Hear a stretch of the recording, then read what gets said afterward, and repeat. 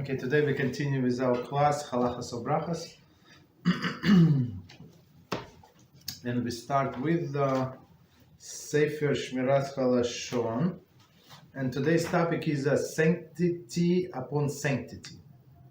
Do not, sorry, so it says in Vayikra, chapter 11, verses 43 and 48, and 44, sorry. Do not contaminate yourself through them, lest you become contaminated through them. Okay. For I am Hashem, your God. You are to sanctify yourself, and you shall become holy, for I am holy. So that's the very famous verses, right? So Hashem said, "Do not contaminate it yourself through them." What is them? We're going to say. Simple understanding is non-kosher animals, right? Because why? Because I am Hashem, your God, and you are to sanctify yourselves, and you shall become holy, for I am holy. That's what Hashem says. So our requirements is to be holy, no more, no less. Continue. In commenting to the above sage state, a person contaminated himself a little, they contaminate him a great deal. If he contaminates himself below, they contaminate him from above. If he contaminates himself in this world, they contaminate him in the world to come. Conversely, if a person sanctifies himself a little, they sanctify him a great deal.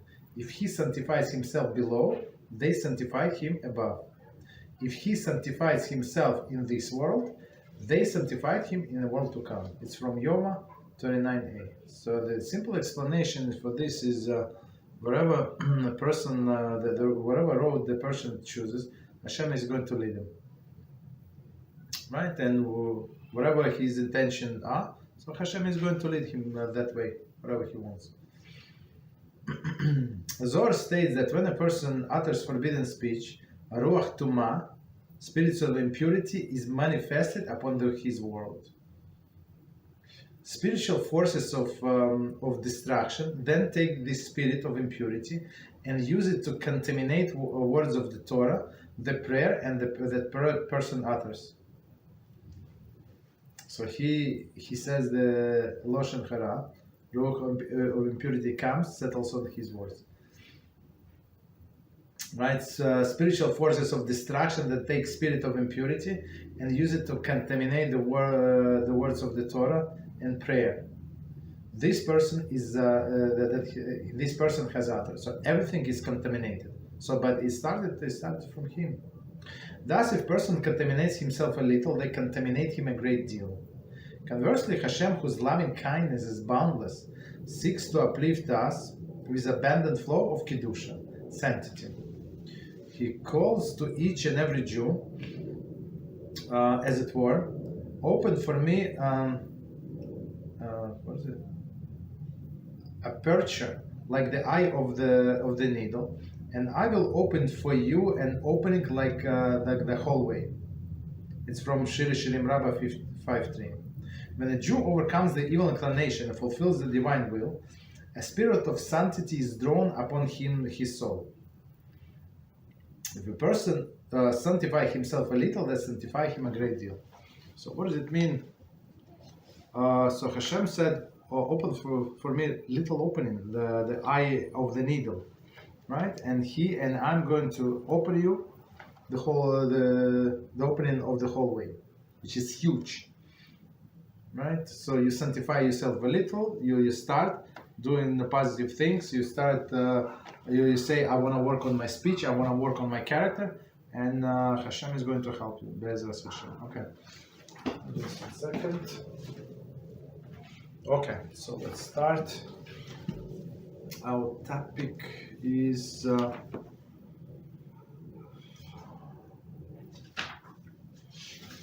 just 1 second, let me see. So we started, I think last time, we started chapter 22, And our topic was fruits and vegetables. And we went to the whole list of what is considered vegetables and what is considered fruits. Okay. So continuing. B'diavad. So b'diavad after the fact, if he made a mistake. Borei recited on a fruit from the plant, which is definitely not a tree, is invalid. Okay. Commentary. Regarding Borei made on strawberries, see footnote above. Okay.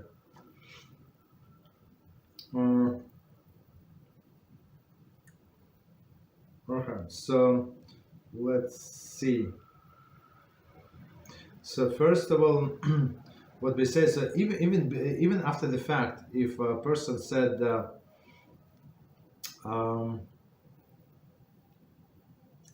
which is recited on a fruit, is recited on a fruit from the plant, which is definitely not a tree, is invalid. So he said on something like on potatoes, right? So he said fruit of the tree on the potatoes. Potatoes is fruit of the ground, right? It's not fruit of the tree. Okay, so even after the fact, he has to repeat the blessing. As we said, if he caught himself in 2 seconds and he said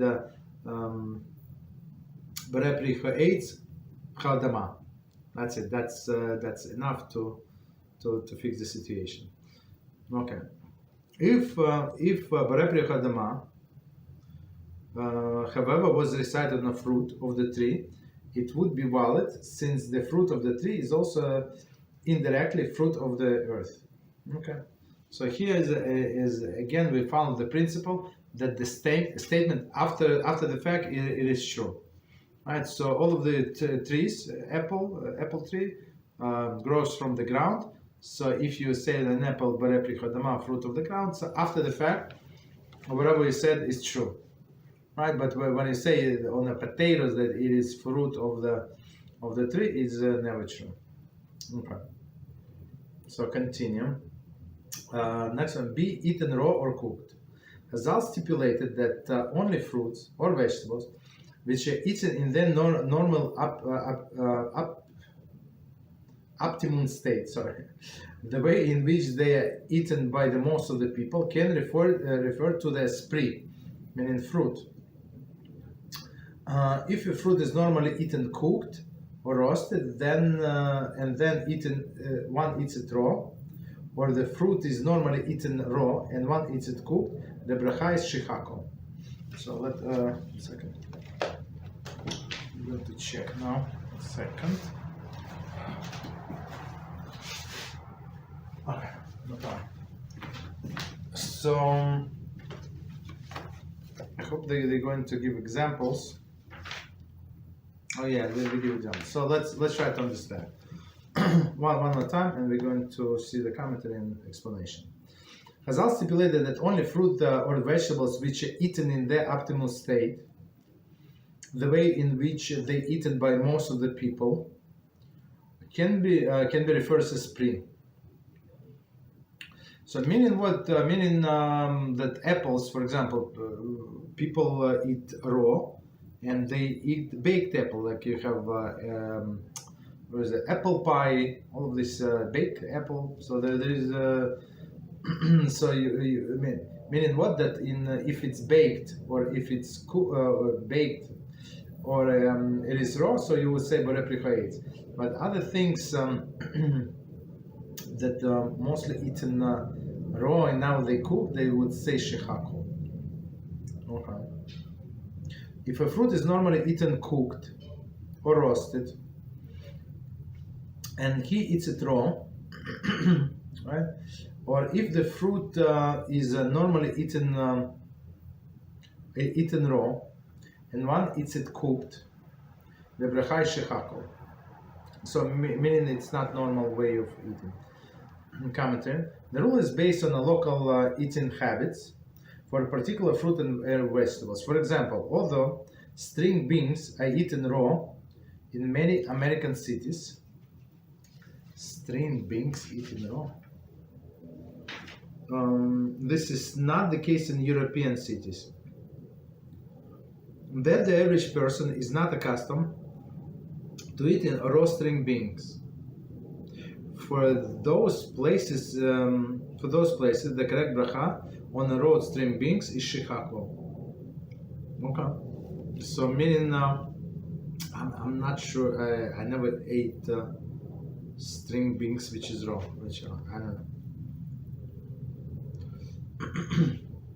So continue. So basically, I mean, if it's local custom to eat it like this, and they eat it prepared differently or raw or prepared, so we have shechako.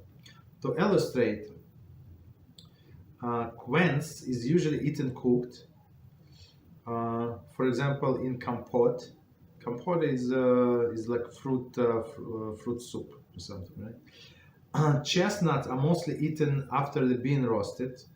If one wishes to eat quince or chestnut raw, he should make shechako. Okay, so those are definitely they eaten like cooked, and now he wants to eat as raw. I'm not sure how edible, but of course I think it's edible. There's not a big issue, so he makes shechako. Very interesting. Peanuts before they are sold to consumer, I eat because I eat and roasted in shells, or shelled and roasted. The bracha on raw peanut, therefore, is shechako.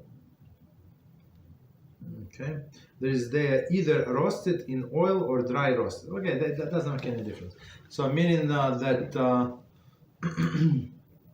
if you buy raw peanuts and you eat them, that's not how most of the people eat. Even though I saw they sell raw peanuts. Okay, so you would need to say shechako, unless you live in a place where that's how people eat. Okay, walnuts and melons, on the other hand, are usually eaten only raw walnuts. Right? If one wishes to eat boiled walnut or melon, he should make shechako. See exceptions below. Okay, and I know that in some cultures they actually pickle melons also. Watermelons, right? Not melons, but watermelons. Okay, so that's you would say shechako on it. I think, but if right, if many people do it in that specific place, so you would say Borei. Very interesting. So exceptions: if food is enhanced by cooking, or at least not made worse by the cooking, it retains its bracha. For example, walnut, which is eaten raw, would be worsened if cooked, for sure. However, if one make the candy by cooking walnut in honey, the bracha would be Borei. It's very, I think it's very beautiful example, very interesting example. So if just cooked, I'm sure cooked in water, I'm not sure even in some syrup, I'm not sure in what they're going to cook walnut. Right, for sure it's going to spoil the taste. So you say shechako. But if you cook it in honey, for sure it's improved the taste. So you say Borei. Very interesting. Continue. However, the fruits or vegetables which are normally eaten both raw as well as cooked are subject to their regular bracha when eaten either raw or cooked. So meaning, as we said for apples. So if you have apple pie or like apple Danish or other things, right? You would say, okay, I have to finish the sentence. So you would not say if you have, I'm not sure. I think it's not a good example that I gave, because when you eat the Danish, so you say Borei and apples are included. Same with apple pie. On apple pie, we say Borei and all of these apples are included. So it was not a good example. Okay. Okay, so here we go. For example, apples are normally eaten raw, baked apple, right, or cooked in a compote.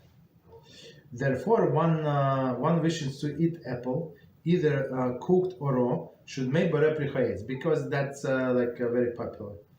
That's what people do. Carrots are eaten cooked, but are also normally eaten raw. Therefore, one who wishes to eat carrots, either cooked or baked or raw, should make Borei Pri Dama. Right? That's I think those are very good examples. Number one, applications. A. Raw onions. Onions are not normally eaten raw, except when eaten with bread or mixed in a salad.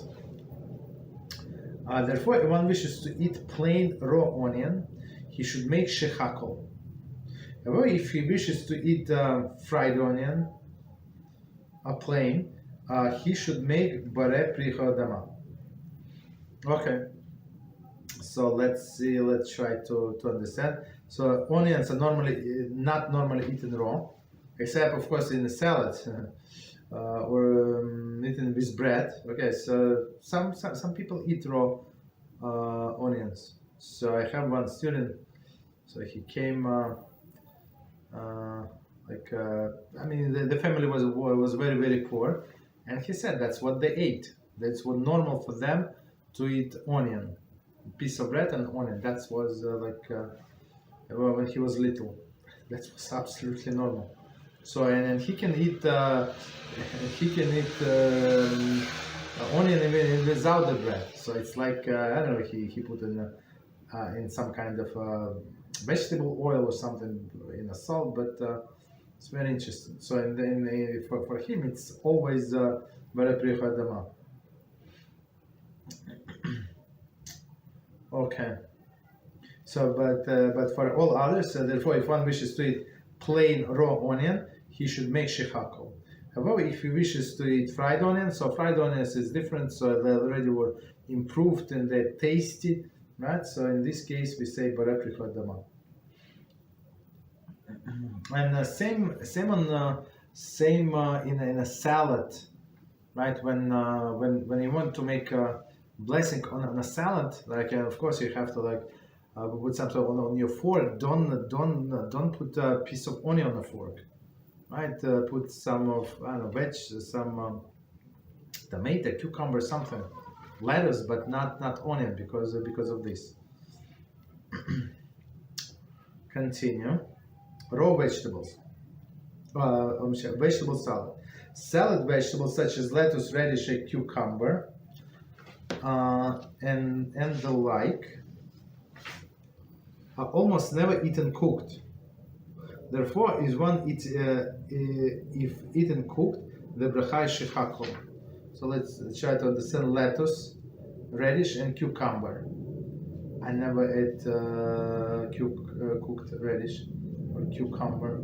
I mean, they pickle cucumbers, but it's not that what they're talking about. But because it's very popular to eat pickled cucumbers, so it would be it would be Borei Pri Dama. Commentary. Cucumbers on okay. So that's okay. So they have the pickled cucumber Borei Pri Dama. The bracha for pickled olives, which is commonly available in jars or cans, are pickled, is Borei Pri. If by chance one wishes to eat raw olives, he should make shechakol. I think though they're very, very bitter. What I tried, like raw olives, very bitter. Okay. So all of the pickled olives, since they improved, some sense they improved, so we say Borei Pri. Continue. Tomatoes are normally eaten raw, for example in salads, and also pickled or cooked. Therefore, in all these cases, the bracha is Borei Pri. So with tomato, the people make tomato soups. Some they bake tomatoes. They use sun-dried tomatoes for cooking. All of these things. It's always Borei Pri Dama because it's normal to do that. Or pickled, of course. Continue. Next one. C. String beans, zucchini, squash, broccoli. String beans and zucchini are normally eaten cooked or steamed.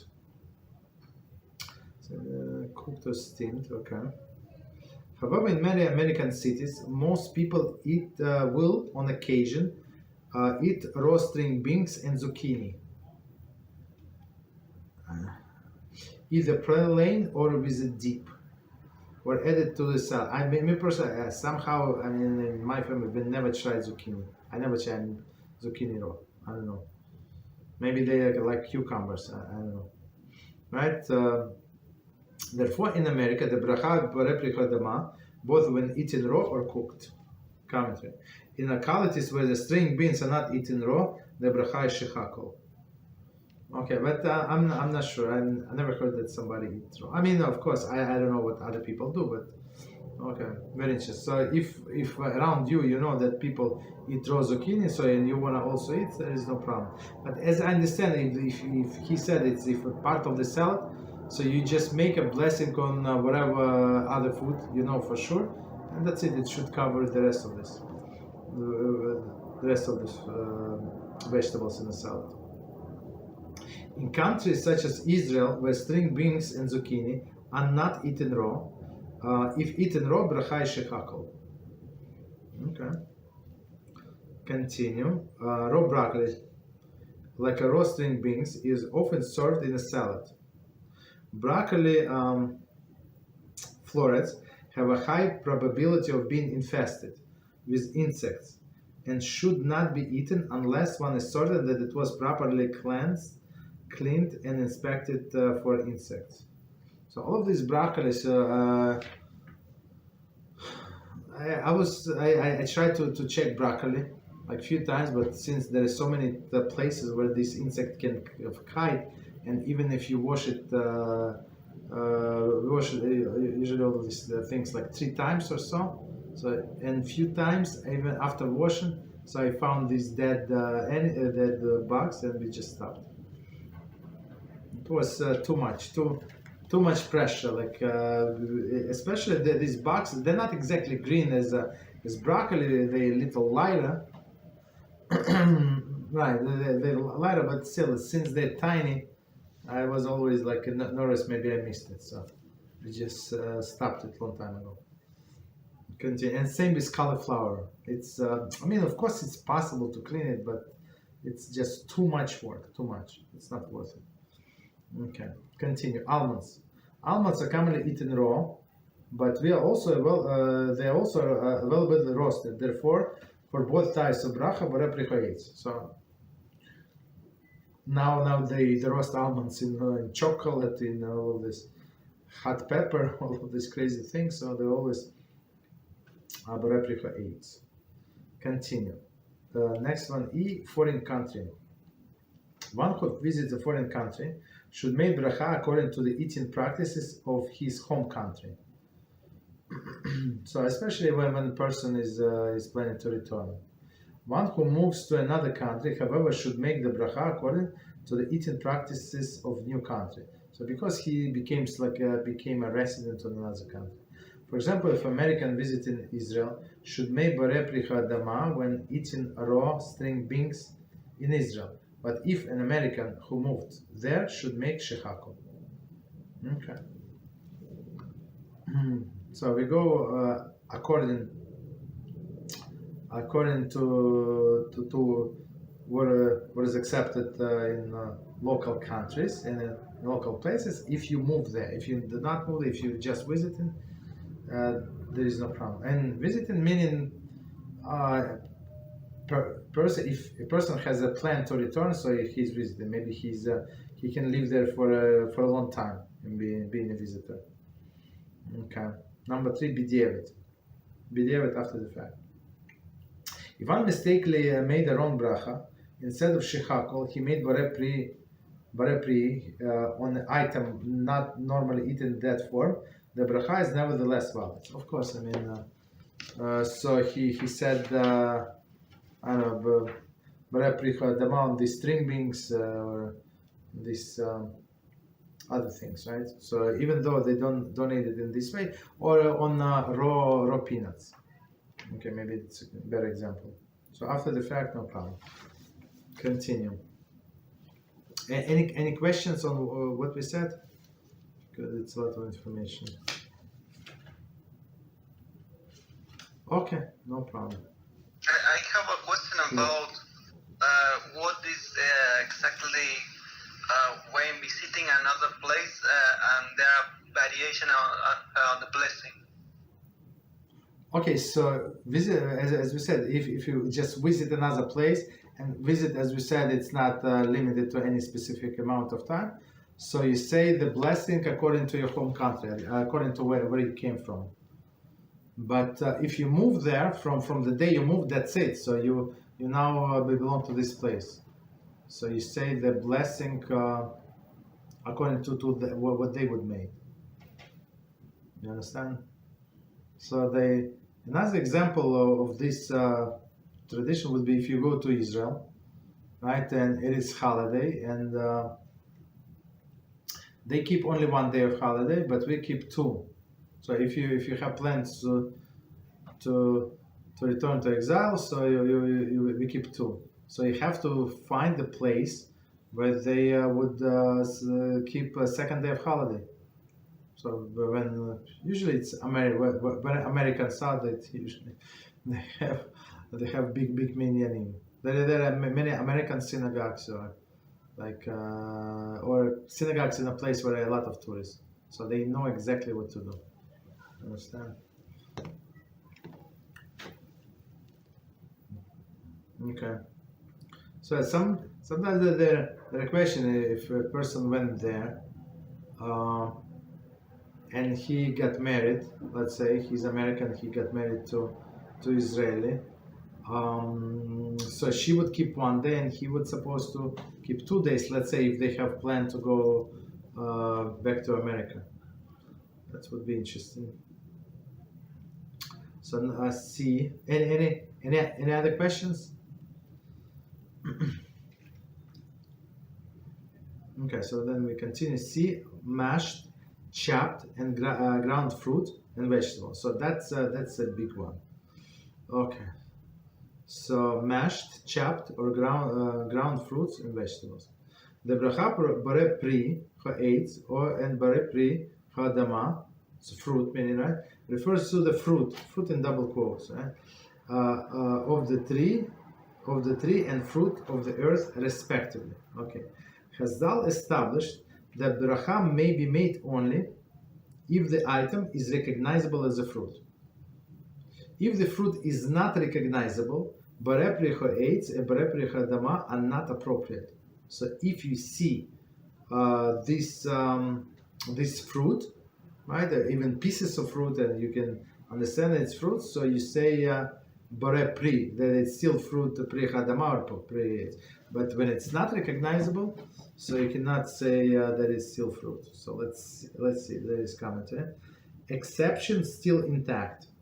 If fruit or the vegetable is still intact, it retains its original bracha, even though the end product is no longer recognizable. For example, the whole kernel of corn, which are popcorn, or pieces of kernel which have pressed into flakes, corn flakes, are subject borei pri ha'adama. Okay, so that's okay.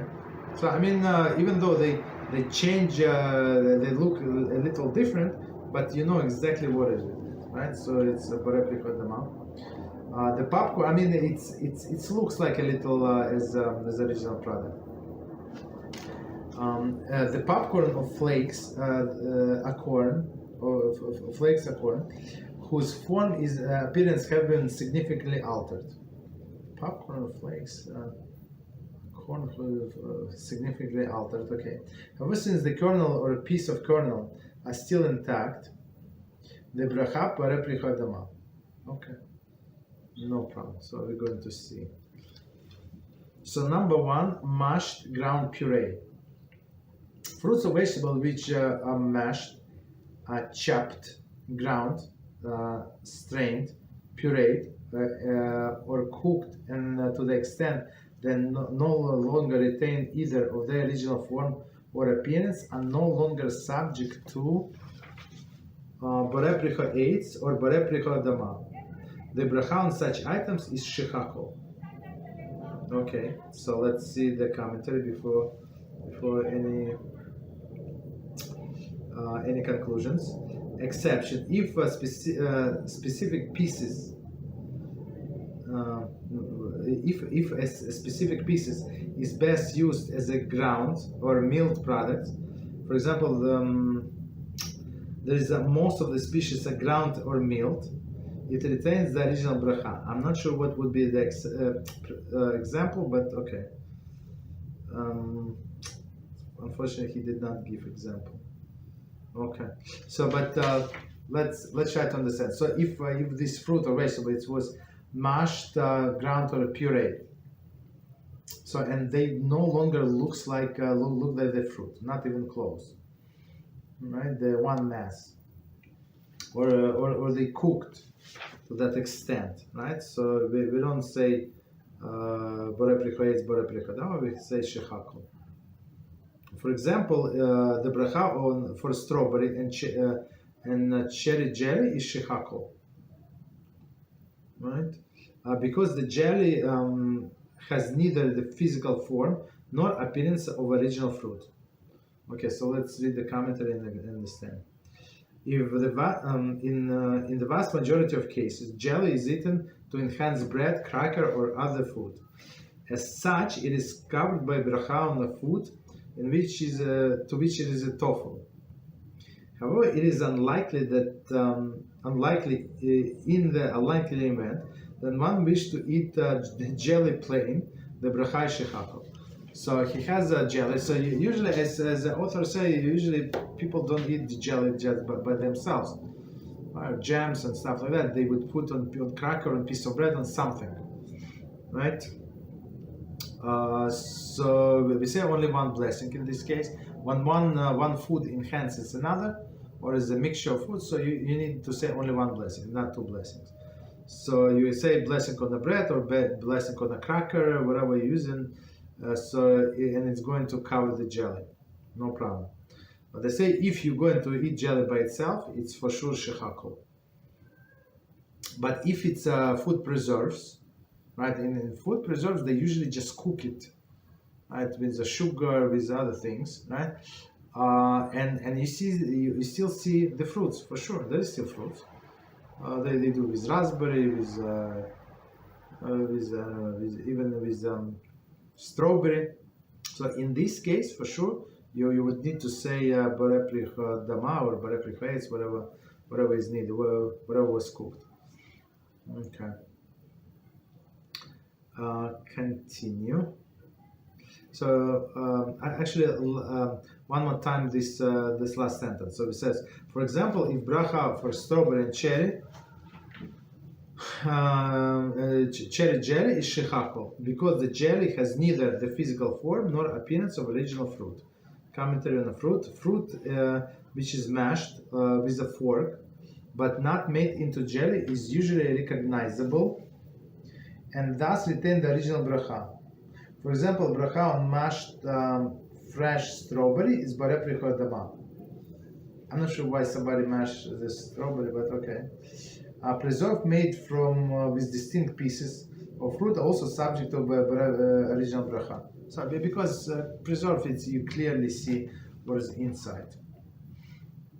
Okay, or you, as they say, you mashed with a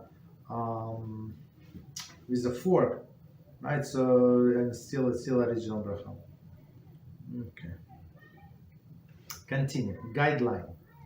In some instances, it is difficult to judge whether or not the particular item is considered recognizable. The following guidelines given by some poskim. Okay.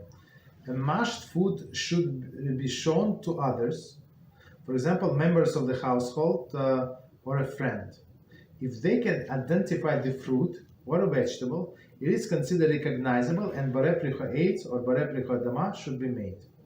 If they cannot identify it, or they are not sure, shechako should be made. So it's very interesting.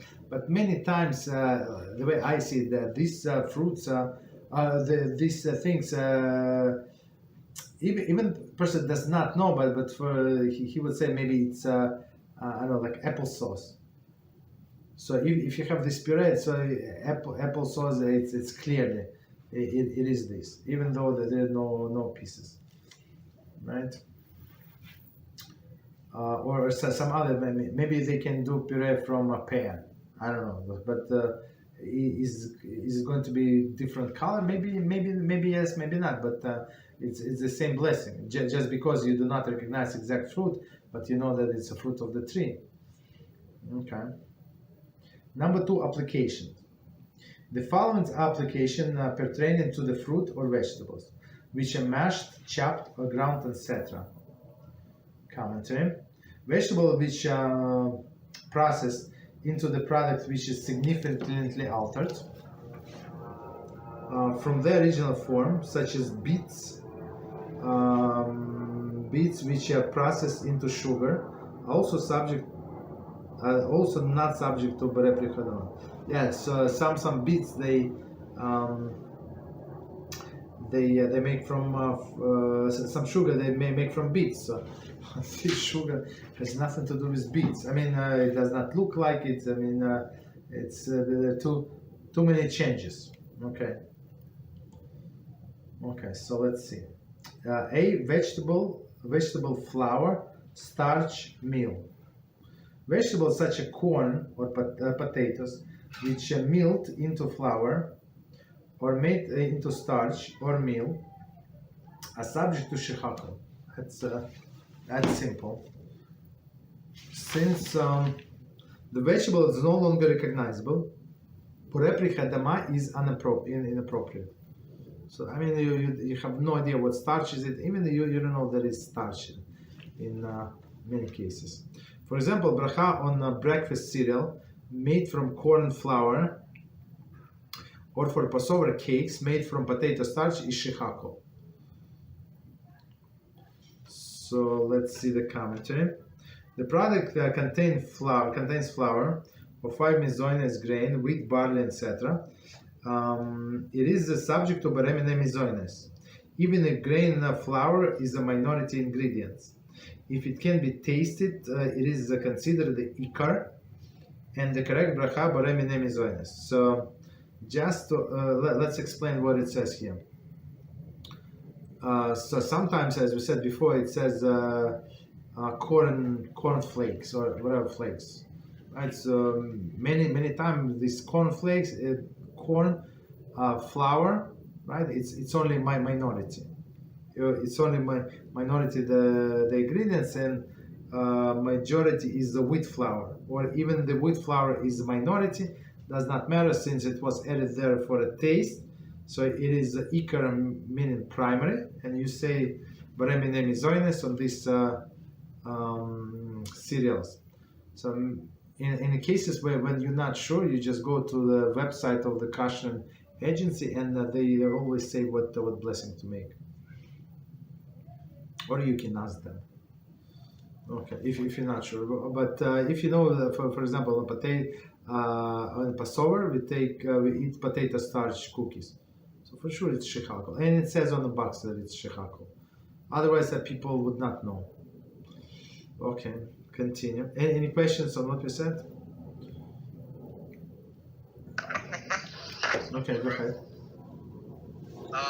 As far as like canned vegetables, canned fruit,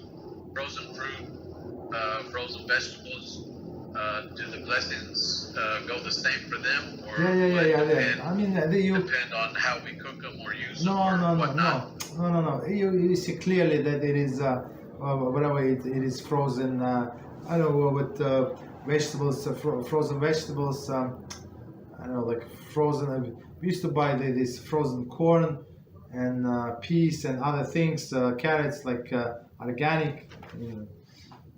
It's very good for soup. I mean, you see clearly that those are vegetables.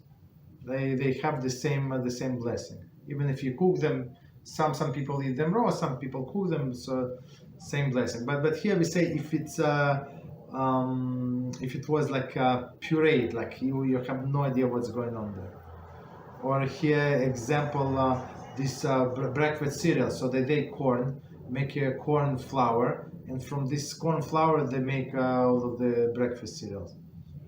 Okay, so for sure you cannot recognize what kind of flour is it. So it's modified so much it has nothing to do with this original product. But in your case, what I would say, it's clearly, you can see clearly that that's what it is. You understand? So freezing is not cooking. They sometimes they can freeze raw vegetables. Sometimes they can freeze cooked vegetables. Right? So there is no problem. Any other questions on what we said? Okay, so continue then. So next one is B, mashed banana, eggplant, potato, vegetables. Okay, banana retains their distinctive texture and appearance and remain recognizable even after it has been mashed. Eggplant. So I mean, maybe if you put it in a blender, maybe you would not understand that it's banana. But if you just mash it with your fork, of course you see that it's banana. Eggplant is commonly mashed for salads. Eggplant and the like. Okay, yeah. So you say like they call it baba ganoush, right? All of this thing mashed for salad. It can be recognized for distinctive texture. Therefore, according to many paskim, the bracha for mashed banana or mashed eggplant borei prichodama. Okay. No problem. Continue. Potatoes also retain their distinctive texture and appearance and remain recognizable even after they are mashed. The minhag is to make borei prichodama on mashed potatoes, no matter how finely they are mashed. So that's like for us, it should be a big hidush. Right, so there were potatoes, and they do mashed potatoes. It has nothing to do like it does. They do not look like potatoes. But as he says, it's not. It is, what is it? Minchag olam. Right? How does he say it? I mean, the minchag. The minchag is a tradition of the people. We say borei prichodama because it looks like potatoes. Okay. I mean, you know that this product mashed is potatoes. Many other vegetables, for example, mashed carrots, do not have a unique texture and appearance. The bracha on such vegetables, if thoroughly mashed, is shechakol. I'm not sure, but if you go by color, so for sure you know that this is potatoes. This is carrots. Okay, but he said if it's finally mashed, then you can mistake with something else. I'm not sure with what. So he said make shechakol. Instant potatoes. That's very interesting, right? So I think in instant potato we also say borei prichodama. Many poskim of the opinion that the bracha on reconstituted instant potatoes, there is dehydrated potatoes, which just can reconstituted by adding water, is borei prichodama. They explain that even though the dehydrated potatoes granules are unrecognizable, nevertheless, since the finished product look exactly like mashed potatoes, it is considered recognizable. So that's a big hidush also, like because if somebody shows you these dried potatoes, like in instant potatoes, ask what is it. I mean, I would not know what is it. It looks like anything, right? But the end product, for sure, you can see that this is mashed potatoes. So that's why you go like it. I would say this is an exception. This is one of the exceptions. So you say borei prichodama on this. Continue. Potato chips. Potato chips are made from the pieces of potato, which are thinly sliced and fried. The bracha is the same as for sliced potato, borei prichodama. right? So potato chips. According to some poskim, the bracha for potato chips made from dehydrated potatoes, granules, Pringles, are also Borei Pricha Adama, since the end product recognizable as potato chips. Okay, so let's understand what they're saying. So if regular potato chips, so you can see that it's pieces of potato that look like potatoes. Sometimes they even have little pieces of skin, potato skin. So you have no doubts it is a potato. Okay, that's good. Right, but now we have these chips that they're called Pringles. So I don't know if you know what it is. I think they come isn't like in tubes, right? And they like in special form. So they bend it, very bend, like a saddle, I would say, horse saddle or something, right? This form, very interesting form. So how they do it? It's not like they all look exactly the same, right? So when you buy potato chips in a bag, so they're all different. Not all, but like of course they come from potatoes. They're different, right? But here all uniquely the same. So why?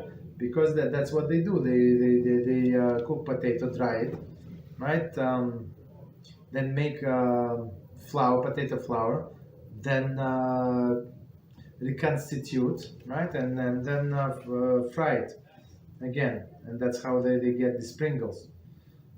But since they say, even though it was reconstituted this and that, but since it looks like potato chips, very unusual form, very like nicely looking. So we make Borei Pricha Adama, okay, which is very interesting. Next one, a potato kugel, potato latkes. Potato kugel and potato latkes are commonly made from shredded ground or blended potatoes. Shredded potatoes, so shred meaning you have like food processor, or you use it as shredder to or grind. You can even grind like through the food processor or like manually, right? Shredded potato and kugel or latkes are generally recognizable. Okay, the bracha for these types of kugel latkes Borei Pricha Adama, because you know exactly what's going on. With regard to the kugels made of ground or blended potatoes, some poskim of the opinion that bracha are often not recognizable.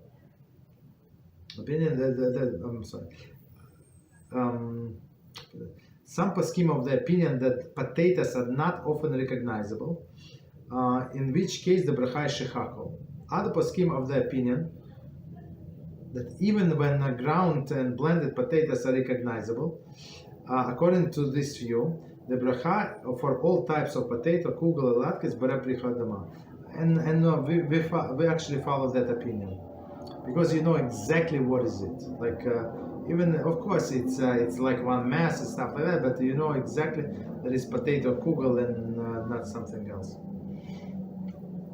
Okay, so and potato latkes. So for all of these things, we say Borei Pricha Adama, unless, as we explained in previous chapters, if you add a lot of flour there, and not only to hold potatoes together, to bind the potato, but actually to give it flavor, right? So in this case, you would say Borei Minei Mizonos. Continue. F. Vegetable latkes, vegetable loaf. Okay. Often vegetable kugel or latkes contain solid pieces of vegetables that are recognizable. The bracha on such types of vegetables, vegetable latkes, Borei Pricha Adama. Okay, so I mean, sometimes it's pieces. They're not grind complete. I mean, when grind complete, I think that there's no texture. It's not as tasty as little pieces. However, the bracha on latkes or loaves made with mashed or blended vegetables is generally shechakol. Okay. So as loaves. Okay. Shechakol. Next one is G, baby food. Vegetable or fruits in a baby food are generally pureed and unrecognizable. Therefore, if adult wishes to eat baby food, he should make shechakol. Plus, there are other ingredients. So of course, we make shechakol in baby food. I mean, it's all white. Doesn't matter. It's carrots or other things, or maybe a little off-white color, but you have no idea what is inside. Next one, creamed spinach latkes. So let's see. Creamed spinach is usually made from chopped spinach, which, although creamed and seasoned, is generally recognizable. In such a case, the bracha borei pricha adama. Okay. A pureed or ground spinach made into latkes is in some cases unrecognizable. Okay, see the guidelines above, meaning ask somebody. The bracha in those cases is shachakol. Commentary.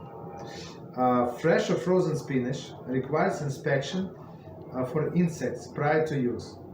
However, according to some poskim, spinach may be used without inspection for insects in the following manner. A spinach should be first rinsed, then it should be pureed. It may be then eaten as an ingredient. For example, spinach kugel or quench, I'm not sure what is it, creamed or plain. So here's the thing, what they say, I'm not sure if it's they offer as an exception only for spinach or for some other things. So as we said before many times, the problem for us is all of the insects in these foods, in all of the salads and all of the greenery. And not only the greenery, in strawberries also, and other vegetables. So they say here, some say that you have to check every leaf, right? Because it could be infested. And actually that's what we do in my family. That's what we check every leaf. We wash a few times and then check every leaf. Even if we did not find, like, I don't know, for the past 20 days, let's say 1 month, we checked, we found exactly 0, we continue checking. So because we found a few, like I don't know, every year we find, like, I don't know, some, maybe 5, 10, no, not 10, maybe 5 or 6, 7 or something we find. So it's worth it to check diligently every time. But they say if you want to do puree, so what's the difference? Puree is different because first of all, you assume that after washing there is none. So there is one doubt. So you have a doubt if they're there. And plus, if you puree, so they're not going to be like whole insects. So it's going to be only part. So when there are only parts, so we can count on one ratio 1 to 60. Understand? So it's 1 to 60, meaning all of these insects, if there were any, so they're nullified. So that's why they say pureed. Right, but they say if it's not recognizable, so bracha is shechakol. Continue. So let me see how long is the chapter. Will we be able to finish or not? Oh, probably not. No. Wow. No, it's very well checked. Okay, Brocha. So, apple sauce, fruit compote. So compote, as we said, is like fruit soup. Right? Many commercially made apple sauces, for example, in cans or jars, have strained, pureed, and finely ground consistency. The apples, after being made into sauce, no longer recognizable. The bracha, therefore, is shechakol. So whatever you buy in a store, shechakol. Homemade applesauce or fruit compotes or commercially made home-style compotes generally contain solid pieces of or strands of apple or fruit. Since there is intact pieces of fruit in the apple sauce or compote, the bracha is Borei Prichayitz. That's it. That's very simple. So one more time, if you buy commercially made, not homemade, right? So it's they so finely grind it, so it's pureed, right? So we say shechako. Continue. So, but if you see pieces, usually you don't. If you do it yourself, maybe you see pieces. But if they do it like commercially, you would not see pieces. Next one, J. Dehydrated apple snacks. Weight control snacks. The bracha on dehydrated apple snacks, low-calorie snacks made from dehydrated bits of apple which are colored and flavored. Interesting. Is Borei Prichayitz. All the apple is not recognizable. Nevertheless, since the pieces of apple are intact, the bracha is unchanged. So, okay. So for people who try to lose weight, right? So they give them dehydrated apples. They're different colors, maybe different flavors, so they taste different. But I don't know. Okay. So, but since it's still the piece is still intact, so we say Borei Prichayitz, because only when it's not recognizable we say different blessing. K. Popped corn chips. The kernels of the corn in popped corn being intact are considered recognizable. The bracha on popped corn, therefore, is Borei Prichayitz. So as we said, that's easy. Corn chips, however, are made from milled ground corn. Right, corn chips, right? The bracha on the corn chip, therefore shechako. Why? Because they made from flour. So all the flours or whatever is made from the flour except these five species is actually shechako. Right? I think even on rice, something made of rice flour, so you would say shechako. Okay. So next one, L, peanut butter. In the vast majority of cases, peanut butter is eaten to enhance bread, crackers, or other foods. As such, it is covered by bracha on the food that is tofu. If one wishes to eat peanut butter plain, he should make shechako. Should make shechako. So commentary. According to U.S. Department of Agriculture, NASS, peanut stock and procedure statistics. So the majority of peanut grown in the United States are grown for a peanut butter. Interesting. Even though the majority of peanut crop is grown for a peanut butter, nevertheless, when eaten plain, the bracha is shechako. It's very interesting comment, because if they we said about oranges, right? So if oranges are grown specifically, right, and they were planted specifically to make orange juice, so we say on this orange juice, you say Borei Prichayitz, because that's how it was intended. So it looks like, following that logic, that here, since most of the peanuts are made for the purpose of making peanut butter, it should be Borei Prichayitz, but no, they say even though, we say nevertheless, we say shechako. It was Z. Okay, continue. Tchina. General tchina, in parentheses, dressing made from ground sesame seed, is eaten on a bread, crackers, or salad. In such a case, it does not require separate bracha. Okay, because it's like a dressing, right? Or deep.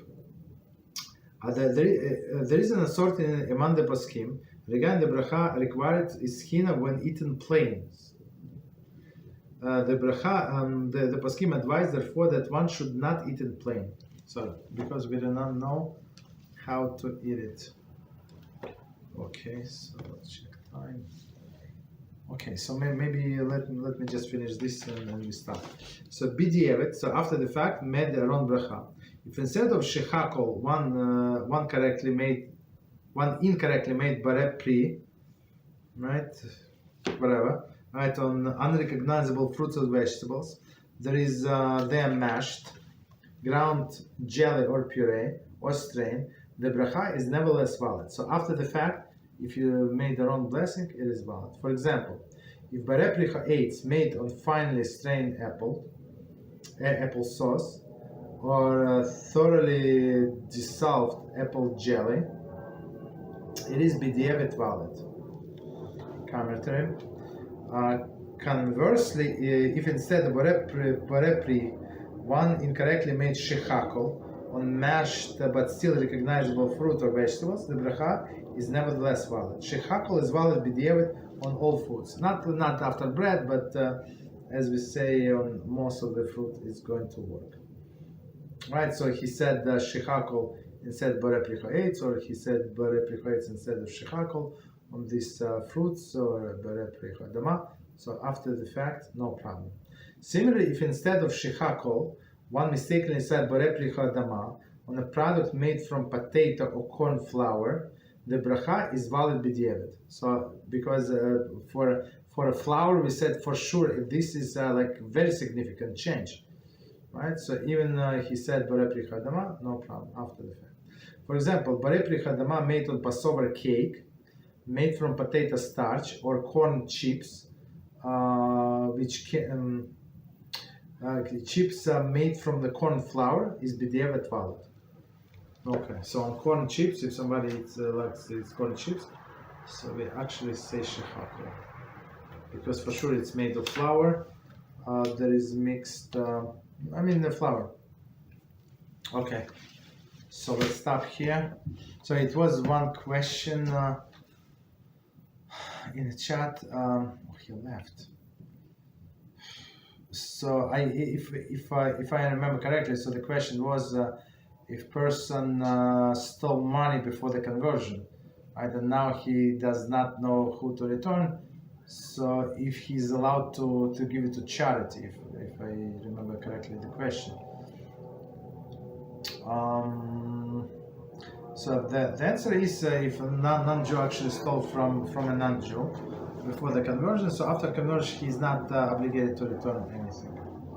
Right? If he wants, he can, but he's not obligated. But if, let's say, if he wants to return, it's better, of course, to return that to make it proper. You have to return to the person that he stole from. But if you do not, or if you do not know, like there are many people, like a person had a grocery store, he sold to tens of people every day. So of course he does not know whom to return. So our sages say, take money, whatever you think, estimate. Of course, give over.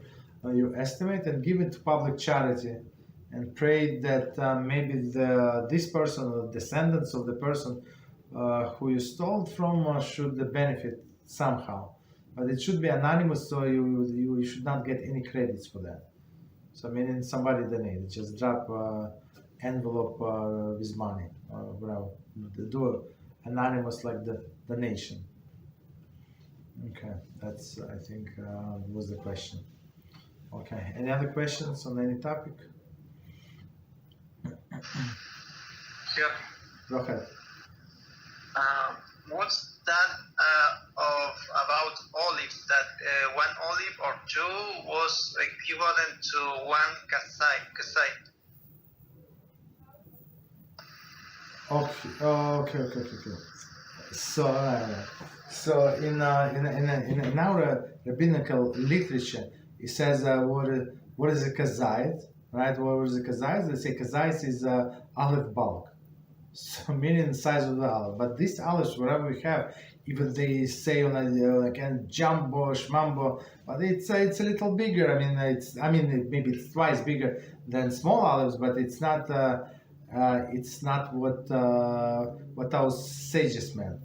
So how do we know? Simple, very simple. They say that they have a debate, right? And they say how many olives is in one egg? How many olives? 2 olives in one egg or 1 olive? 2 olives or 3 olives in one egg. But if you take the average egg and you take average olives and you say, what are you talking about? It's maybe 5 or 6 or 7 olives in one egg. So you understand that's not even though we continue to call it olive bulb, but it's proper to say Kzayith because Kzayith is a volume. It's not that does not it's not connected to our olives that we have today. And eggs also, eggs are not whatever they when they say kibbutza like egg size, it's not exactly kibbutza that they use size of that they use in biblical times. Go ahead, Talmudic times. So one egg is a Kzayith? No, egg is not kazay. Egg is two kazaysim. 2. Okay. Another question is it only bread allowed to buy from non-kosher bakery? It's allowed to buy other type of bread that is produced in industrial way. Okay, so we said even though that bread of homemaker, meaning that the private bread is not allowed, but in many places they allowed the bread from commercial bakers. But we're talking about commercial bakers in olden days. So today they can add whatever they add, and they can actually have milk in the breads. It's very like in cheap breads they're going to give you only water. So I would say if there is no way for you to buy kosher bread, so buy cheap bread. So I mean for sure they did not add any special like ingredients. It's only water, flour and salt. That's it. So it would be allowed, yes. So would be not exactly allowed to buy other type of bread that can include milk that is produced in industrial way? Yeah. The problem we don't know what else is inside in this bread, and they never going to tell you what is inside. So maybe not even milk. Let me give you this example. Maybe not even milk, but they use the same oven to bake this bread, right? They have to bake, I don't know, 200 loaves of bread, and after that they bake cookies there, right? Milk cookies. So this oven becomes milche, meaning what is it? The dairy oven. So for example, we don't have dairy oven in my house, but we have only one oven when we cook meat. So all other foods, like we make bread, let's say in the oven, it's not part of. It's not meat, but it's not part of. So we don't eat this bread with the milk. We don't eat that bread with cheese, for example. You understand? Because it was made in such an oven. So unless, so of course they're not going to tell you what is going on. So that's the issue. Because I ask this because for me it's very difficult to make challah. No, but buy simple bread, simple, no fancy. So the more expensive it is, so they would add more expensive ingredients. They would add butter or buttermilk or something. So it's not so common to find like expensive bread and they just flour and butter. They added something else to that bread. About the bread, I asked to the bakery and it's produced in series. I don't know how to say it, industrial way. And the ingredients are basic. But the problem is I want to also to have some similar bread because here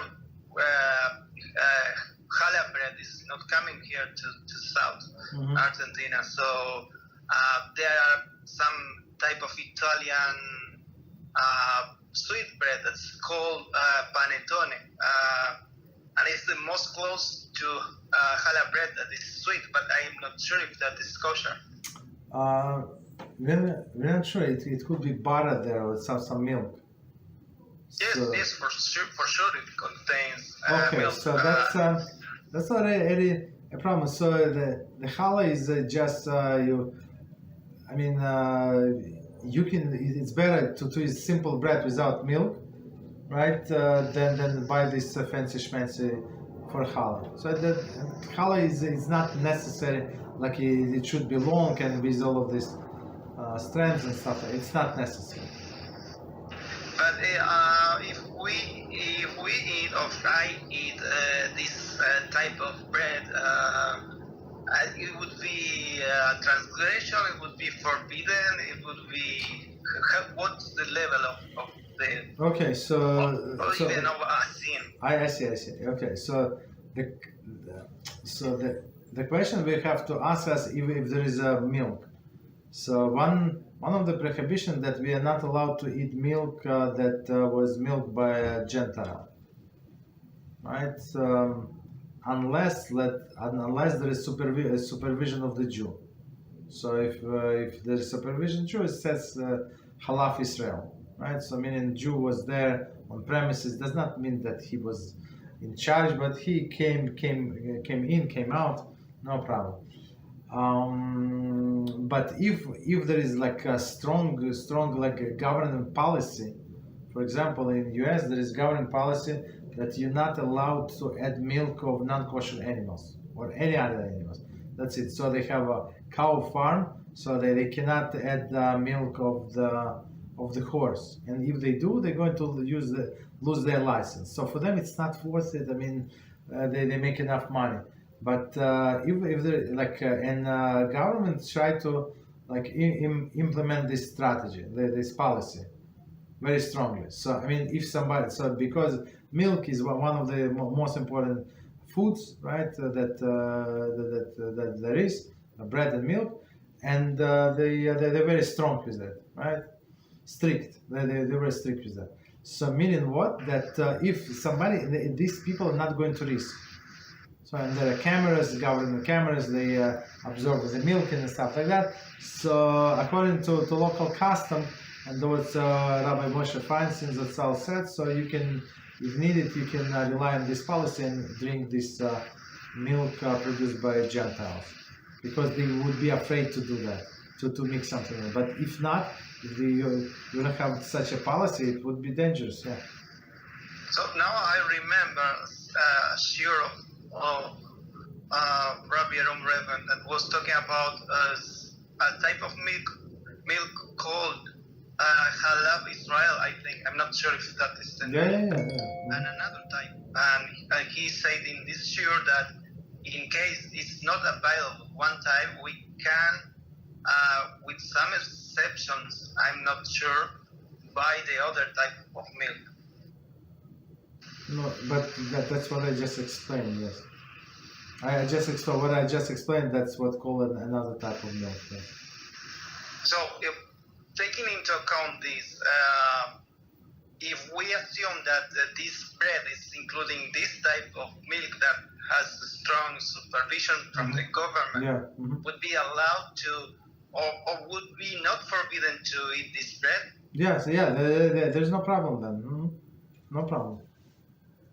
Okay, that's all. Thank you. Yeah, we just have to be careful not to eat it with meat. That's it.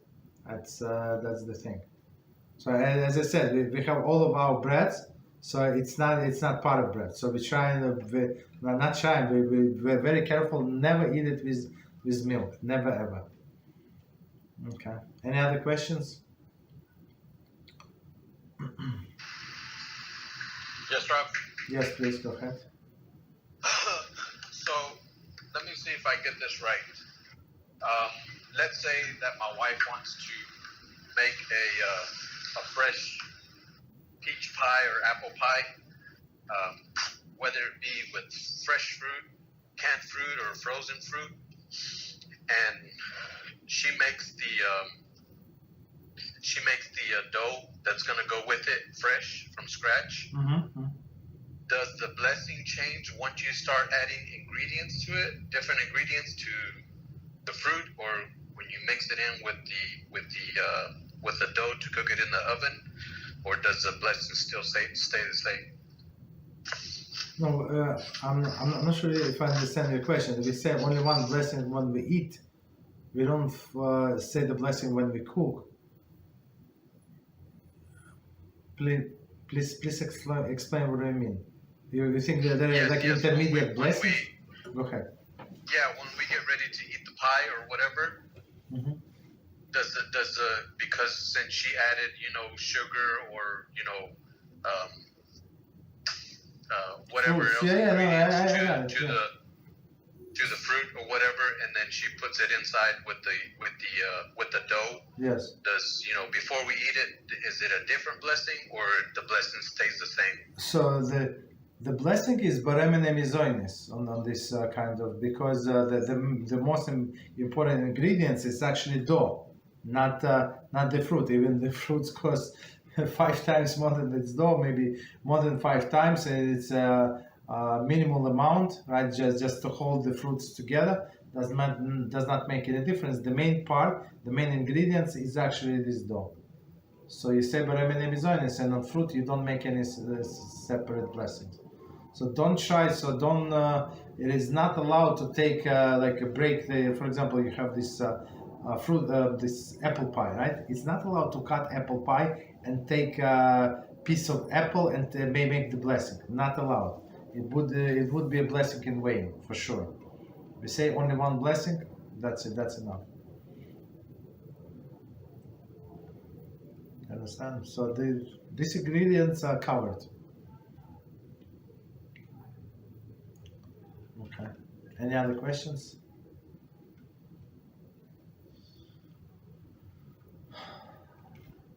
Okay, so if no questions, so we can stop here. Good Shabbos, and until next Monday, Beezrat Hashem. Thank you. Good